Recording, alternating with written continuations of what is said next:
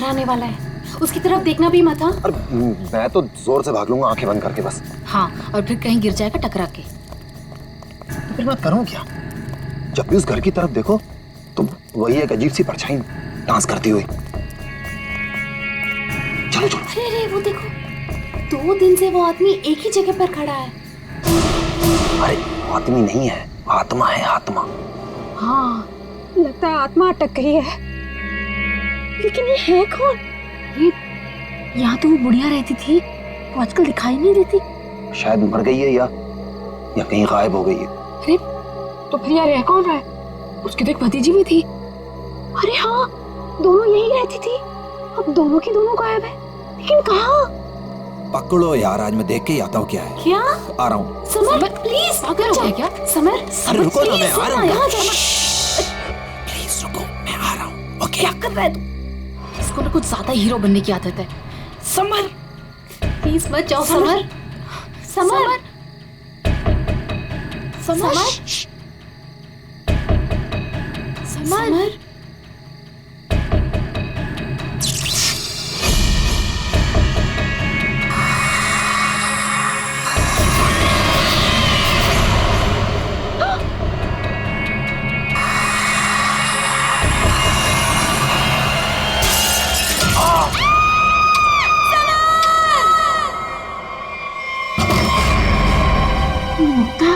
क्या हुआ बेटा? हमने वो गूंज महल वाला रास्ता पकड़ा था और वो बेवकूफ समर वो महल के अंदर चला गया था। अरे पर तुम लोग उस रास्ते गए क्यों? बेटा समर तो ठीक है ना? माँ, किसी ने अंदर से उस पे फूलदान फेंक कर मारा। हम लोग भागकर वहां से आ गए। मैंने गिनी और समर को बोल दिया कि अब से हम उस रास्ते से कभी नहीं जाएंगे। अच्छा किया बेटा, गूंज महल से दूर रहना ही अच्छा है। आ गए? अरे कहाँ दिन भर आवारागर्दी करता फिरता है तू? भैया घर की हालत देखो क्या हो गई है। माँ की बीमारी की वजह से लोन लेने की नौबत आ गई है। ऐसे फालतू घूमने से अच्छा कोई नौकरी क्यों नहीं ढूंढ लेते? नौकरी मिल गई है मुझे। अच्छा?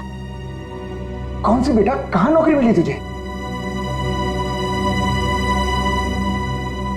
भैया कहाँ मिली है नौकरी? जवाब दो। गूंज महल में। ए, तुझे पता है तू क्या बोल रहा है? अरे गूंज महल में जो बुढ़िया रहती है वो मर चुकी है और उसकी भतीजी का भी कुछ अता पता नहीं है। बेटा वहां पे तो आत्माएं रहती है और तू ऐसी जगह पे जाके नौकरी करेगा?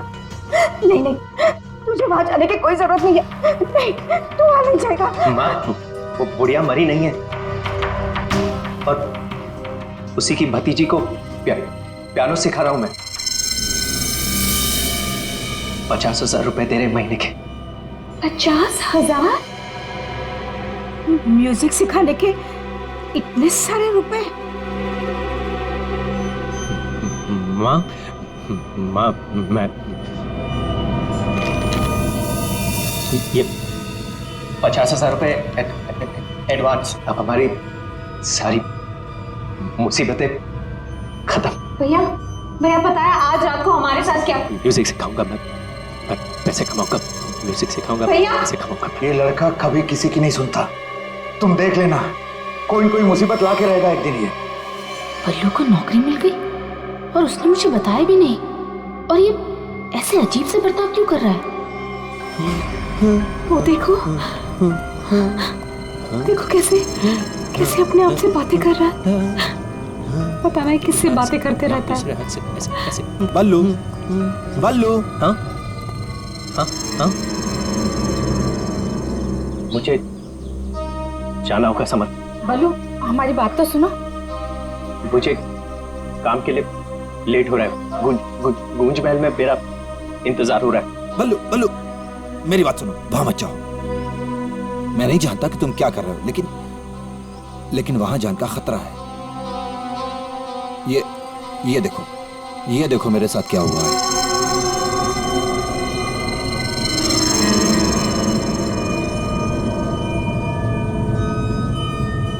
क्या हुआ? कल गूंज महल में एक औरत ने मुझ पर हमला किया। नहीं, ऐसा नहीं हो सकता। वहां तो सरिता आंटी और उनकी भतीजी ईशा ईशा ईशा रहती है। वो बहुत अच्छे लोग हैं, ऐसा नहीं कर सकते। मुझे लेट हो रहा है, मुझे जाना होगा। अरे भैया मत जाओ, वहाँ खतरा है भैया।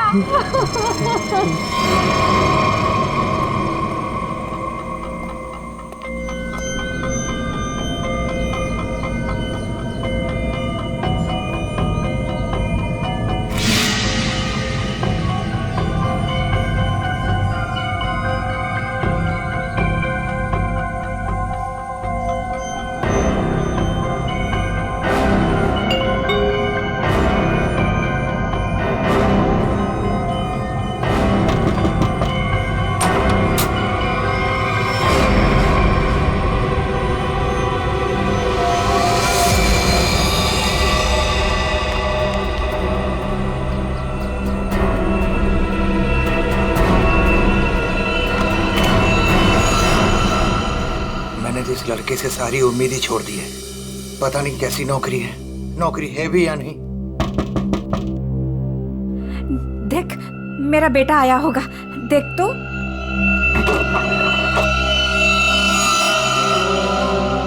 भैया भैया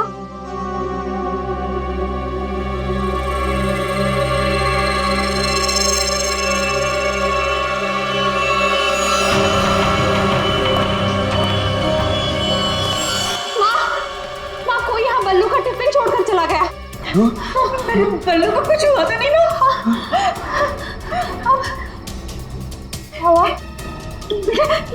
ये क्या है? कौन? कुछ नहीं बोला।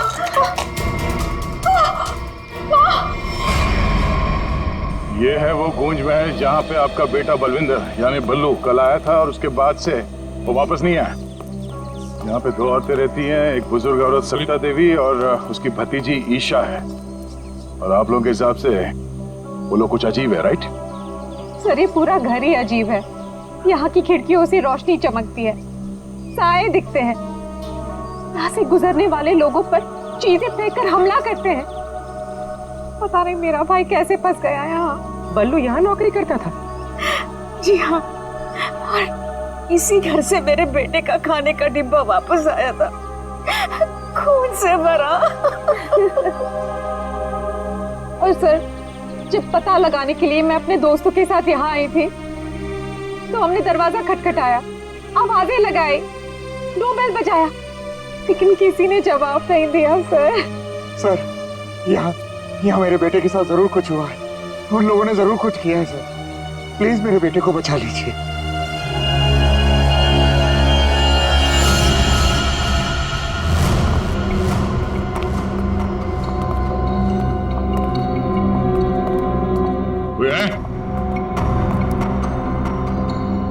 क्या तो कोई दिख नहीं रहा? आत्मा कहाँ दिखाई देती है सर, सीधी अटैक करती है। सर यहाँ पर बल्लू, सरिता और ईशा, इनमें से कोई होना ही चाहिए। सरिता जी हैं भी या नहीं किसी को कुछ नहीं पता सर। लोग तो यहाँ तक कह रहे हैं कि सरिता जी की मौत हो चुकी है। यहाँ हुआ तो है कुछ।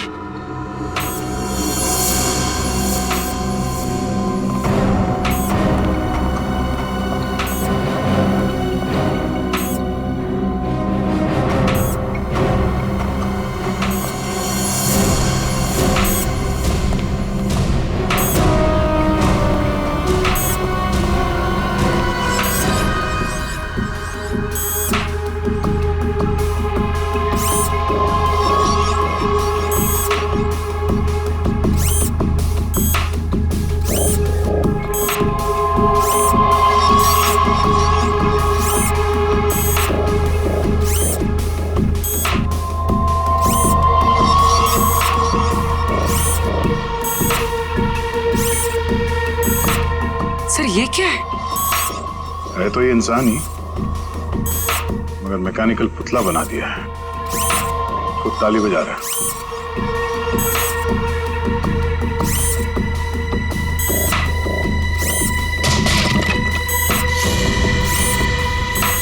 निखिल नजर रखो इस पे, हम लोग देखते हैं।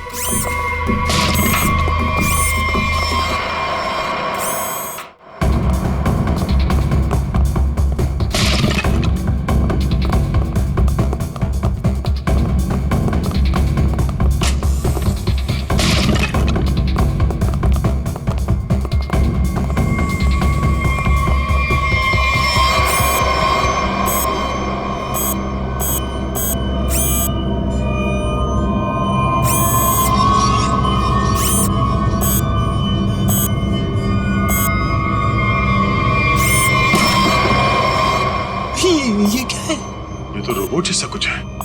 इसके एक्शन और मूवमेंट्स देखो कितने मैकेनिकल है।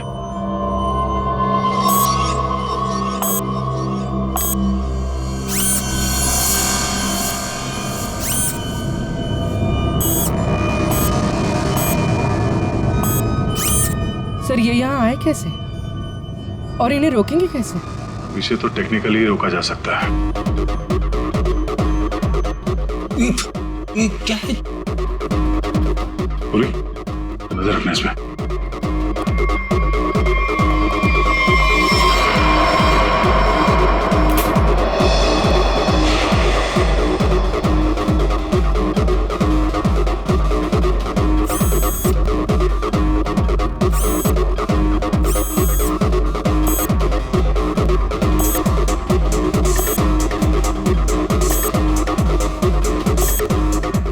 तीन यंत्र मानो, सब लोग अपने मूवमेंट्स ऐसे ही दोहरा रहे हैं।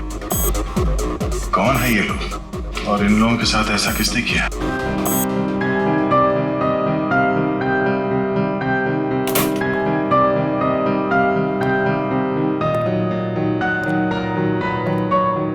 बलवंत,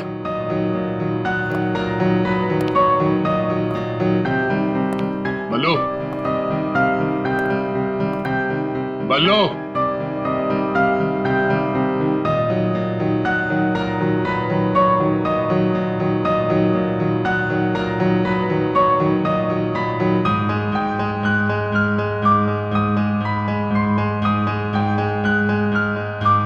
बात नहीं करनी।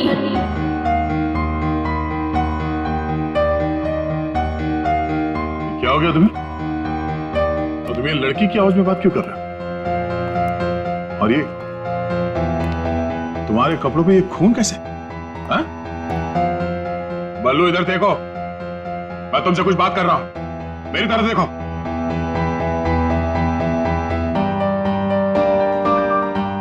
मैंने कहा ना, बात नहीं करनी। पियानो बजाते वक्त मैं किसी से बात नहीं करती।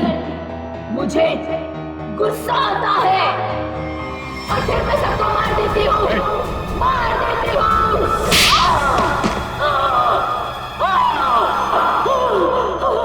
बोलो, बोलो।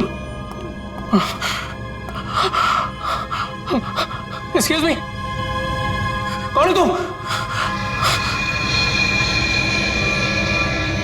तुम कौन हो? हाथ ऊपर।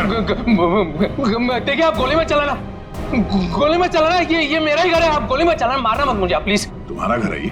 हाँ, ये मेरा घर है। क्या खेल खेल रहे हो तुम यहाँ? हाँ? और तुम्हारे घर में ये सब लोग कौन है? शायद ह्यूमन मशीन्स हैं जो तुम्हारे इशारे पे नाच रहे हैं। क्यों? सर ये क्या कह रहे हैं आप? मैं नहीं जानता सर मेरी कंसर्न क्या आपको बताता हूँ सर। ये मेरा घर है और यहाँ पर जो है ना सर, मेरी सरिता आंटी और मेरी एक कजिन है ईशा, वो रहती है सर। वो कैसी है वो देखने के लिए आया था सर मैं। That's my only concern. ये कौन है मैं नहीं जानता। आप कौन? CID। CID? मेरा नाम आकाश है। मैं सूरत में रहता हूँ सर, और यहाँ पर है ना हर 2-3 महीने में एक बार आता रहता हूँ। सर प्रॉब्लम क्या हुई मैं आपको बताता हूँ। उनका फोन है ना स्विच ऑफ आ रहा था, तो मुझे पता नहीं चल रहा था कि क्या हुआ है। और फिर अब यहाँ पर आकर देखता हूँ तो आपको यहाँ पर ये इसके शर्ट पर खून लगा है सर। मेरी आंटी और ईशा को इसने कुछ किया तो नहीं ना सर? इसने मार तो नहीं डाला ना उन्हें सर?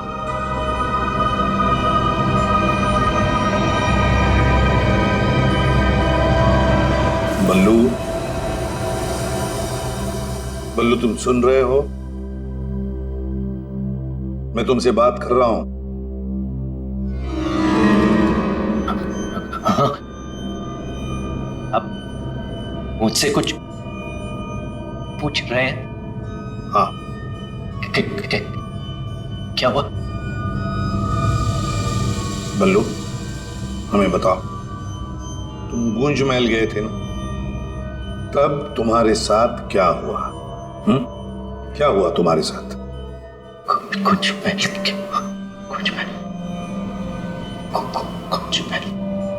तुम ईशा को म्यूजिक सिखाने गए थे ना वहां पे क्या हुआ था?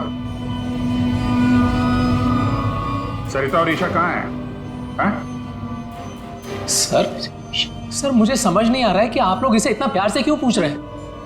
Is a criminal, criminal. Sir इसी ने मेरी आंटी और ईशा को कुछ किया है, और वहां पर आपको जो इंसानी पुतले मिले थे ना, सब इसी का किया जा रहा है। शक तुम्हारे ऊपर भी है। तुम्हारे घर में मौत का खेल चल रहा था और तुम्हें मालूम तक नहीं।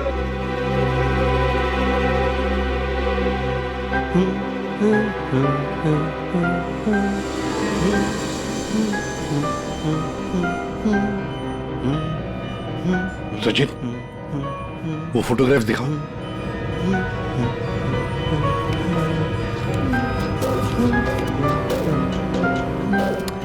इन तस्वीरों को ध्यान से देखो, बताओ कौन है ये लोग और इनका ये हाल किसने किया? ये सब लोग जिंदा है, जिंदा है। ये लोग तुम्हें जिंदा लग रहे हैं? हाँ, जिंदा जिंदा।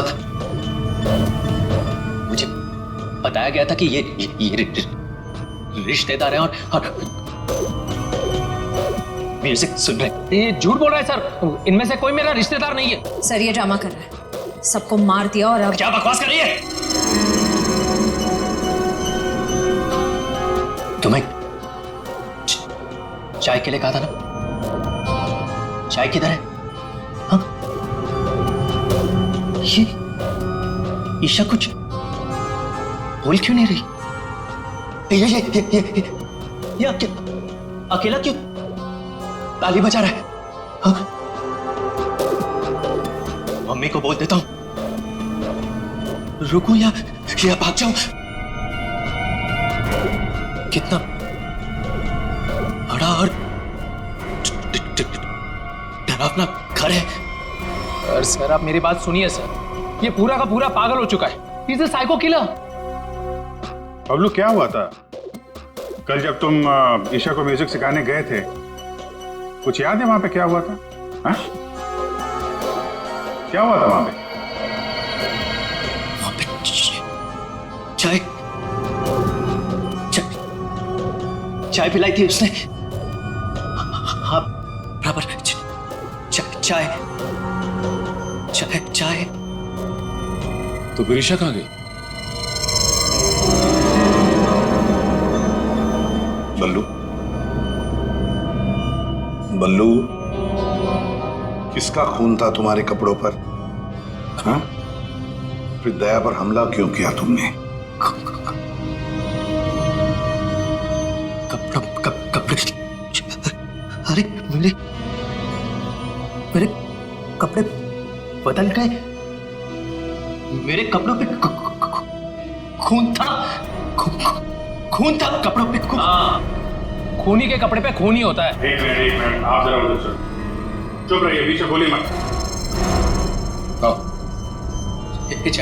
चाय लेके आओ। ईशा को ये आदमी तो किसी भी सवाल का जवाब ठीक ठीक दे नहीं रहा।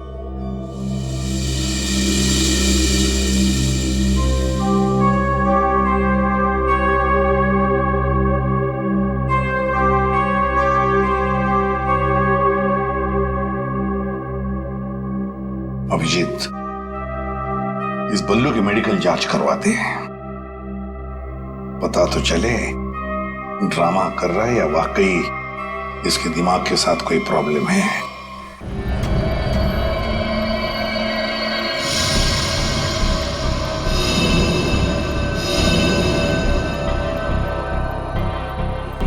बल्लू की कमीज पर एक लड़की का खून लगा हुआ।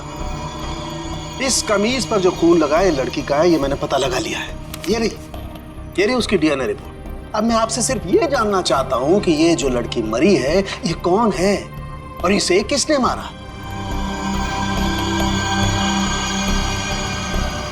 इसे आपने मारा? नहीं? या फिर इसे आपने मारा?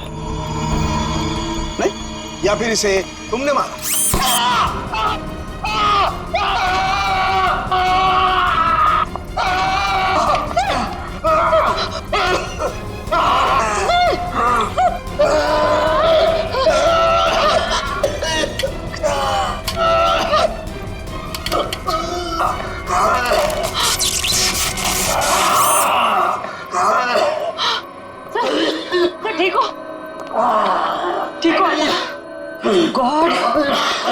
क्या हुआ? सर इस पुतले के हाथों में सर की गर्दन अटक गई थी। बहुत जल्दी छूट गए। हाँ, छोड़ दिया, बहुत जल्दी छोड़ दिया, क्योंकि ये पुतले ना तो मशीन है, ना ये पुतले पूरी तरह से इंसान है। तो फिर ये कि ये टैक्सीडर्मी और रोबोटिक का मिला जुला रूप है। सर, ये टैक्सीडर्मी और रोबोटिक्स क्या होता है? पंकज, टैक्सीडर्मी एक कला है जिसमें जानवरों की खाल को एक खास किस्म के केमिकल में प्रिजर्व करके उनमें भूसा भर करके उनको एक आकार दिया जाता है। इन तीनों के साथ भी ऐसा ही किया गया है। इंसान की खाल को केमिकल में प्रिजर्व करके लकड़ी के पुतलों पर चढ़ाया गया है। लेकिन सर ये सब करना तो गैर कानूनी। उन्हीं गैर कानूनी काम ही तो करता है। यार सालुंखे, ये इंसान तो नहीं है, फिर भी ये ताली कैसे बजाते हैं, हमला कैसे करते हैं? इन तीनों के दिमाग में एक मशीन फिट कर दी गई है। इसका कंट्रोल खूनी के हाथ में, और खूनी ने उस मशीन के जरिए इनके चारों तरफ एक खास घेरा निश्चित कर दिया। कोई भी इंसान उस घेरे के अंदर आकर के कोई मूवमेंट करता है, ये चालू हो जाते हैं, अपना काम करने लगते हैं। एक्टिव हम लोग भी तो आसपास घूम रहे हैं डॉक्टर साहब। नहीं, इन तीनों की मशीन को मैंने डीएक्टिवेट कर दिया था। वहां उस पीछे वाले में कुछ गलती रह गई अब बॉस, और ये एक्टिविटी इनकी मेमोरी में पहले से फिट है। और इतना ही नहीं बॉस, इनके अंदर और भी बहुत कुछ है। आओ दिखाता हूं। ये देखो, लकड़ी का बुरादा, कॉटन और इसके ऊपर इंसान की चमड़ी। बनाने वाले ने तो बना दिया बॉस, लेकिन वो भूल गया कि इंसान की चमड़ी में और जानवर की चमड़ी में एक खास फर्क होता है।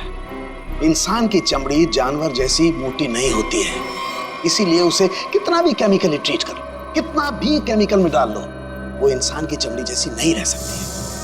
इसीलिए इनकी चमड़ी जो है जगह जगह से सिली हुई। फिर भी टिक नहीं रही है। और दूसरी बात, ये सारी चमड़ियां ज्यादा पुरानी नहीं है, बस कुछ ही दिन पहले इन्हें मारकर निकाला गया है। पर उस घर का तो कोना कोना छान मारा गया था, एक भी ऐसी लाश नहीं मिली जिसकी खाल उधेड़ दी गई हो। वो कहीं और बनाता है ये ह्यूमनॉइड, अपने घर पर नहीं। तीनों की कोई मिसिंग रिपोर्ट नहीं है, कोई आईडी वगैरह नहीं मिली।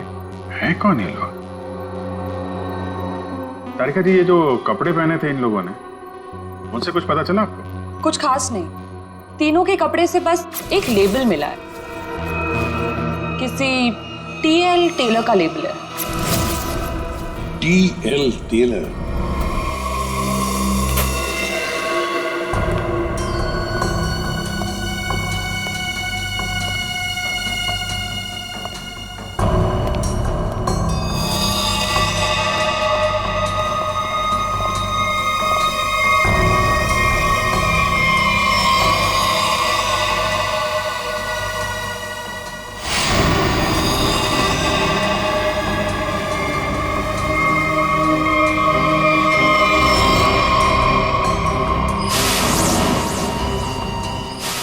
को मारा गया था?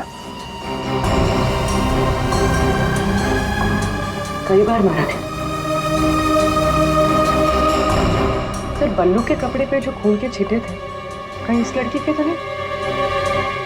ये तो बल्लू ही बताएगा।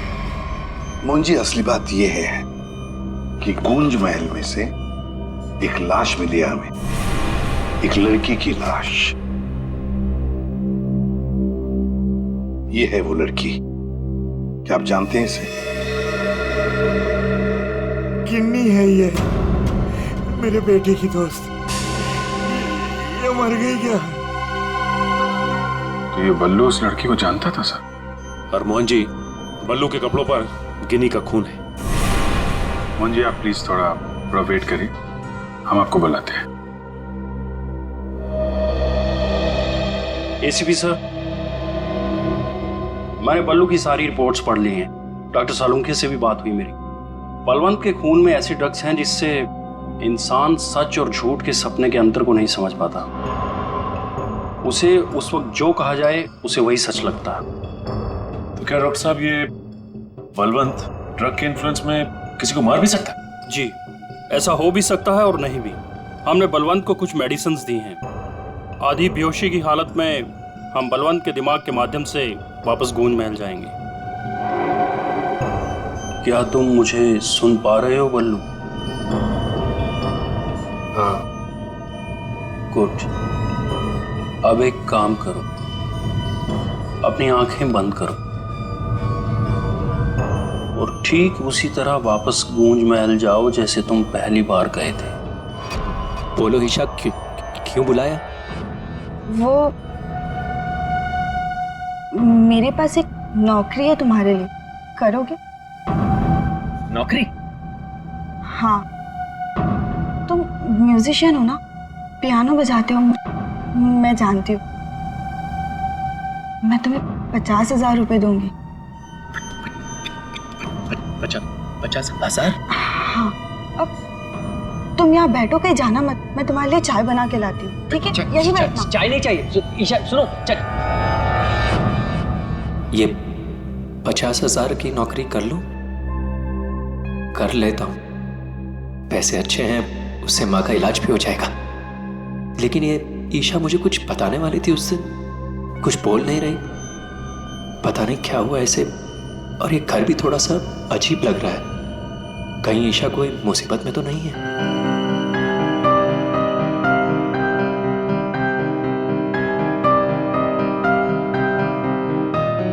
शायद यही ईशा की आंटी है, Sarita ji. Excuse me ma'am. Hello. अच्छी ट्यून है।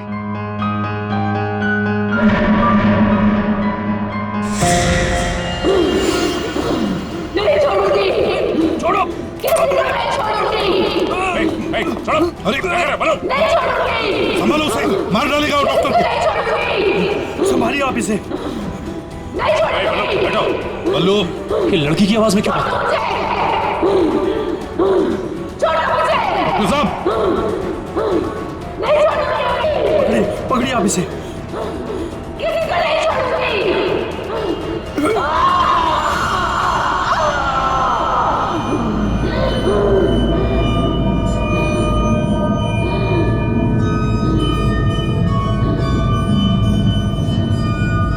नहीं छोड़ूंगी, किसी को नहीं छोड़ूंगी।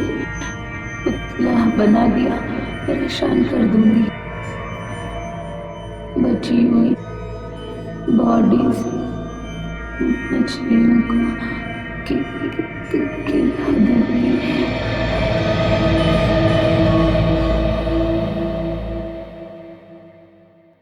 डॉक्टर साहब, क्या हुआ क्या है इसे? हाँ? ये से अचानक से औरत की आवाज में क्यों बात करता है? जब तक बल्लू पियानो तक नहीं पहुंचा था तब तक ये ठीक था, लेकिन जैसे ही इसके दिमाग में पियानो की आवाज सुनाई दी, ये कोई और बन गया। आपके कहने का मतलब है कि पियानो की आवाज सुनते ही ये बल्लू अपने आप को खूनी औरत समझने लगता है। मतलब ये किसी के वश में है, किसी ने हिप्नोटाइज किया है इसे। क्या लगता है आपको डॉक्टर साहब? हाँ, ये टेलर्स का पता चल गया सर, जिसने तीनों मानव मशीन के लिए कपड़े बनाए थे सर। अच्छा, टीएल टेलर्स।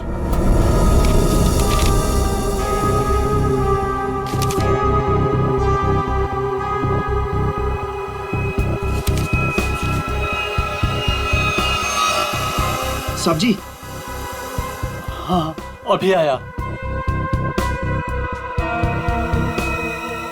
देखिए सर, ये ऑर्डर एलपी प्रोडक्शन का है।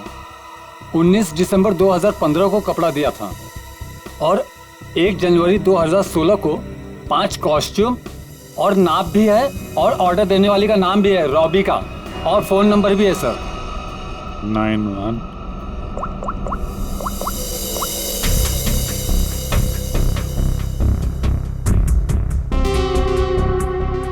सर, फोन बंद है। कोई बात नहीं, इस फोन की लास्ट लोकेशन ट्रेस करो और कुंडली निकालो इस रॉबिका की। सर। हाँ साळुंखे साहब। अभिजीत, इन ह्यूमनॉइड्स में हमें भूसे के साथ साथ दो और खास चीजें मिली हैं। एक तो एक खास कागज के टुकड़े, ऐसा कागज जिस पर न्यूज छपती है, अखबार में काम आने वाला कागज, और दूसरा समुद्र के नमक के कुछ अंश। Thank you very much sir. उनका सर क्या हो सर? एक कारखाना ढूंढो जहां पे अखबार को छापने का कागज बनता और वो जगह समंदर के करीब हो।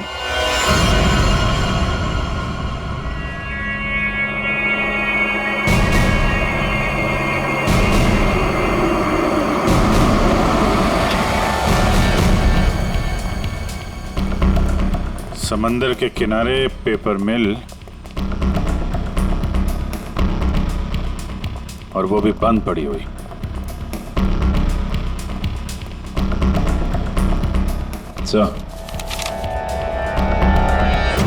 सर यहाँ पे ये पेपर और ये पेड़ की छाल और वहां पर कपड़े, यहाँ तो वो हर वो चीज मौजूद है जो मानव मशीन के अंदर भरी गई है। सर हो सकता है उस क्रिमिनल के काम करने की जगह यही हो जहां वो पुतले बनाता था। क्या पता वो अभी भी कहीं आसपास ही हो। मगर वो जगह कहाँ है? यहाँ तो सिर्फ पुतले में भरने का सामान है ना। वो टैक्सी डमी की जगह और वो रोबोट बनाने की जगह, वो कहाँ है? पुतलों में भरने का सामान यहाँ है तो वो जगह भी यहीं कहीं होगी। ढूंढो।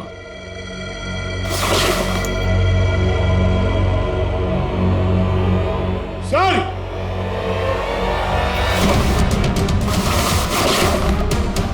सर! माय गॉड,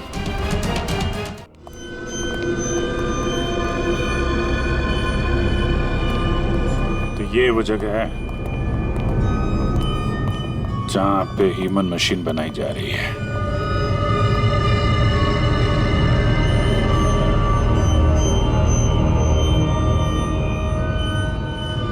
ये देखो,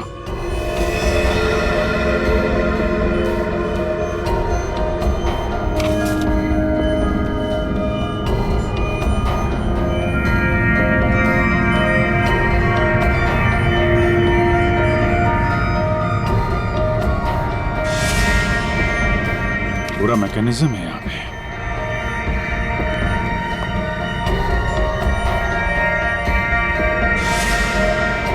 सर! हाँ? सरिता जी का रोबो। Oh no.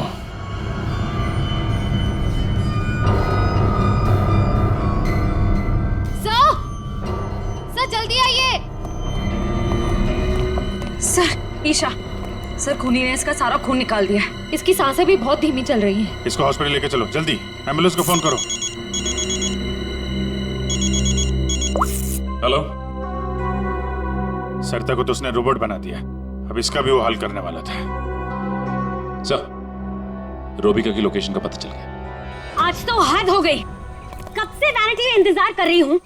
कोई मुझे सीन समझाएगा या फिर मैं पैकअप अनाउंस कर दूं। काजल, काजल कहाँ हो तुम? नहीं चाहिए मुझे काजल। सॉरी रोबिका मैडम, एक्चुअली वो स्क्रिप्ट में थोड़ा सा चेंज हुआ है। व्हाट? सीन में चेंज हुआ है? लास्ट मिनट में डायलॉग्स कैसे याद करूंगी? एनीवे, स्क्रिप्ट दो। मैम, एक्चुअली जो सीन होने वाला है ना, वो स्क्रिप्ट आपके को स्टार के पास है। How can you do this? तुमने स्क्रिप्ट मुझसे पहले को स्टार को दे दी। तुम जानती हो ना मैं कौन हूँ। शो क्विट कर दूंगी 1 मिनट में। टीआरपी नीचे और शो बंद। बोलो क्विट करूं? एनीवे, कहाँ है वो को स्टार? मैम, वहाँ आपका नया को स्टार आपका वेट कर रहा है। ओके, अभी मजा चखाती हूँ उसको।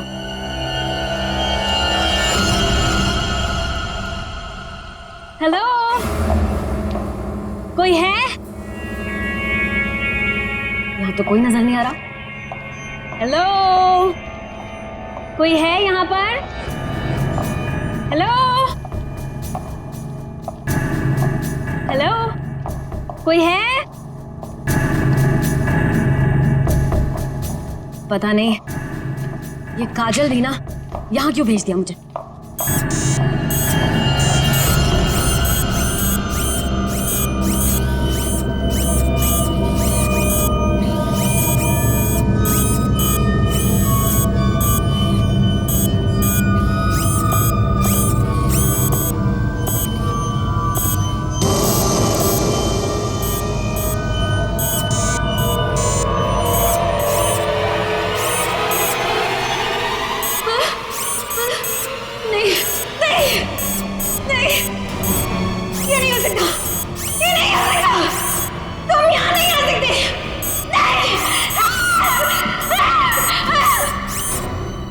रोबिका।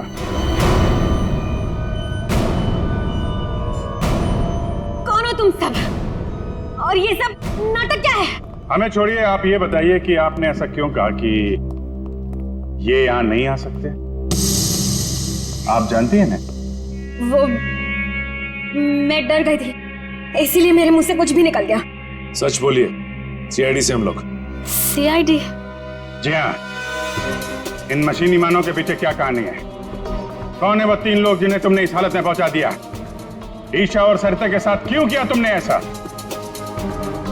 मैं सामने जरूर हूं, लेकिन इसके पीछे दिमाग किसी और का है। किसका है? लेकिन सर, आपने हम सबको यहाँ क्यों बुलाया? हाँ सर, मेरी समझ में ये नहीं आ रहा है कि आप लोग किस किस को पकड़ेंगे। कभी बल्लू पर शक, कभी हम लोगों से पूछताछ। आखिर आप लोग चाहते क्या है ना?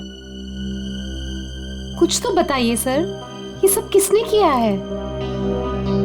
सारे सवालों का जवाब मिल जाएगा, लेकिन यहां आप लोगों को बुलाया है एक कहानी सुनाने के लिए।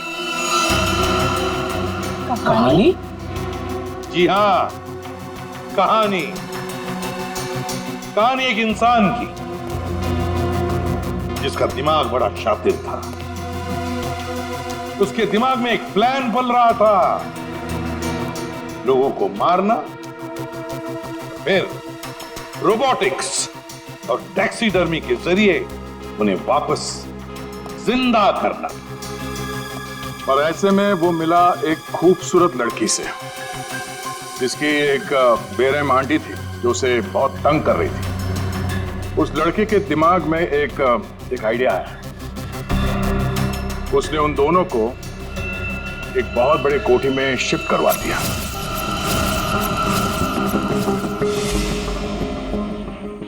Thank you so much. और फिर उस लड़के ने उस सुंदर सी लड़की को पहला झटका दे ही दिया। उसने उस लड़की की आंटी को मार डाला इसी घर में। इस तरह लड़की की आंटी बन गई इस लड़के का पहला कामयाब आविष्कार। उसके बाद में उसने कुछ लोगों को और भी अपने एक्सपेरिमेंट का निशाना बना दिया। हैरानी की बात यह है कि वो सब उसके वो दोस्त और कलीग्स थे जो उसके साथ विदेश में काम करते थे। अब हुआ ये कि ये लड़की इस लड़के से बहुत डरने लगी और फिर उससे बचने के लिए उसने अपने और एक दोस्त की मदद मांगी। ऐसे रो मत, मैं हेल्प करूंगा तुम्हारी, तुम बताओ क्या करना। और जब खूनी को ये बात पता चली तो बहुत भड़क गया। प्लीज मुझे मत मारो, मुझे छोड़ दो प्लीज। उसने उस लड़की को कैद कर लिया और उसके दोस्त को बेवकूफ बनाया। उसने उसे ये एहसास दिलाया कि ये सब कुछ जो हो रहा है वो उसी की वजह से हो रहा है। तो तुम जैसा बोलोगे मैं वैसा करूंगी, प्लीज मुझे जाने दो। और उस बेचारी लड़की ने अपने मददगार दोस्त के चाय में ड्रग मिलाकर उसे हिप्नोटाइज करना शुरू कर दिया। मैं जैसा बोलूंगी तुम वैसा ही करोगे, मेरी हर बात मानोगे तुम, है ना? दिलचस्प कहानी। सर, ये कहानी तो इस घर की और बल्लू की है। हाँ, सरिता, ईशा और उस खूनी की कहानी है ये। लेकिन सर, वो खूनी कौन है? वही तो, खूनी कौन है कौन खूनी?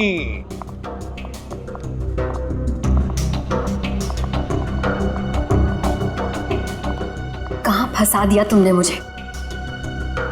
तुमने तो कहा था कि ये कोई एक्सपेरिमेंट है।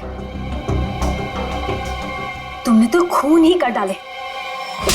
ये सब तुमने किया समर? हाँ, ये सब मैंने किया। और ये सब मैंने किसी और वजह से नहीं, ये सब मैंने सिर्फ इसलिए किया क्योंकि मैं चाहता हूं कि साइंस की दुनिया में मेरा नाम सुनहरे अक्षरों में लिखा जाए और कि मेरे इतने बड़े एक्सपेरिमेंट को वो लड़की, वो ईशा बर्बाद कर देना चाहती थी। और इसके लिए उसने उस बल्लू से मदद भी मांगी। और तुमने बल्लू के चाय में वो ड्रग मिलाकर उसके दिमाग में ये बात बिठा दी कि वो एक औरत है। और उसे लोगों को मारना है। और उसके लिए ट्रिगर थी पियानो की वो धुन। बल्लू को लगभग मेरा पूरा राज पता चल चुका था, ठीक है, और गिन्नी को पड़ी हुई थी बल्लू को बचाने की। तो अपने एक्सपेरिमेंट को बचाने के लिए मुझे को दोनों को मारना ही था। और आप बताइए, अब जो लोग मर चुके हैं उनका असली कातिल भी तो चाहिए ना लोगों को। बस इसीलिए मैंने बल्लू को फंसा दिया और गिन्नी को मार दिया। साइंस की दुनिया में अपना नाम सुनहरे अक्षरों में देखना चाहते थे तुम। दिमाग तो था, है, पर क्या करें, विकृत है, विकृत। अपने इस घटिया एक्सपेरिमेंट के लिए न जाने कितने मासूम लोगों की जानें ली तुमने। तुम्हें जीने का कोई हक ही नहीं है। फांसी होगी तुम्हें, फांसी।